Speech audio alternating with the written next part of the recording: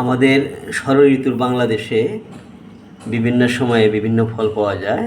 এখন গ্রীষ্মকাল, এখন মৌসুমি ফল বেশি পাওয়া যায়, আম, জাম, কাঁঠাল, লিচু। তো এখন লিচুর সিজন। লিচু হয়তো বেশি দিন থাকে না, দুই মাসের ভিতরে শেষ হয়ে যাবে। এখন লিচু সিজন চলছে, আপনারা প্রতিদিন লিচু খান। লিচুতে রয়েছে ascorbic acid, vitamin C, antioxidant এবং ক্যালসিয়াম। ভিটামিন সি যা আমাদের ত্বক, দাঁত এবং হাড়ের জন্য অত্যন্ত উপকারী। লিচু কোলেস্টেরলের মাত্রা কমায়, রোগ প্রতিরোধ ক্ষমতা বাড়ায় এবং লিচুতে জলীয় অংশের পরিমাণ বেশি থাকাতে গরমে আমাদের